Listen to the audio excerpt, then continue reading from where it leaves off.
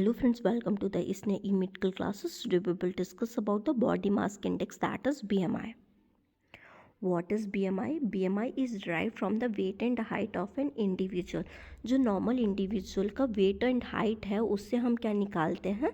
BMI. BMI is defined as body mass divided by square of body height. BMI को कैसे define किया गया? अगर हम बॉडी मास जो हमारा है, मतलब बॉडी का जो वेट हमारा है, उसको हम डिवाइड करें बॉडी हाइट के स्क्वायर से, तो हमारा क्या निकलेगा? BMI. What is formula of BMI? BMI is equal to weight in kg, height in meter square.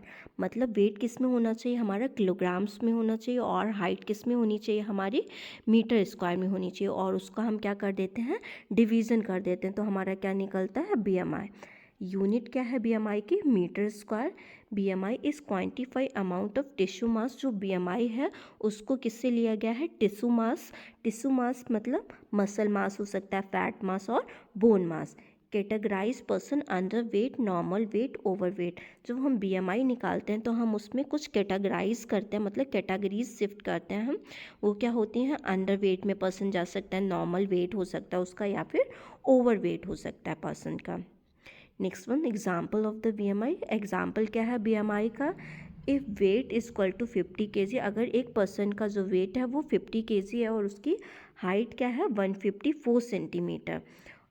तो हम क्या करेंगे? जो वेट होगा उसका डिवीज़न किससे कर देंगे? जो हाइट होगी उसका मीटर स्क्वायर करके उसका हम डिवीज़न कर देंगे. तो वेट किस में था? केजी में था.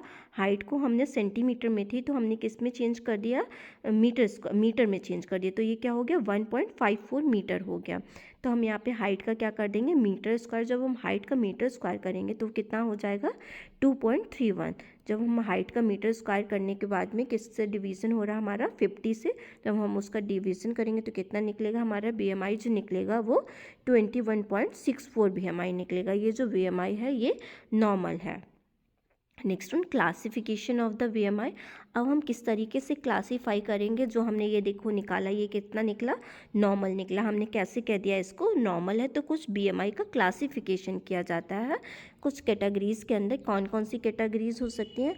अंडर वेट हो सकता है, नॉर्मल होता है, over weight, obesity grade 1, obesity grade 2, extremely obesity grade 3. तो अंडर वेट में जो आता है, अगर किसी पर्सन का BMI है वो लेस देन कितना जा रहा है? 18.5 kg पर मीटर स्क्वायर जा रहा है, तो क्या आएगा अंडर वेट में? नॉर्मल में कितना आएगा? 18.5 टू 24.9 kg पर मीटर स्क्वायर है, तो वो किस में रहेगा? ये नॉर्मल वेट में. ओवर वेट में 25 टू 29.9 है, तो वो कितना रहेगा? ओवर वेट में. और ओबेसिटी ग्रेड 1 मतलब ओबेसिटी कब स्टार्ट हो जाती है? अगर उसका BMI 30 से लेके 34.9 है तो ओबेसिटी स्टार्ट हो जाती है. ओबेसिटी ग्रेड 2 कब है? 35 पॉइंट से लेके 39.9 तक है, तो वो ओबेसिटी ग्रेड सेकेंड कैटेगरी में रहता है. और जब एक्सट्रीमली ओबेसिटी ग्रेड 3 में जब जाता है तो ये कब रहता है?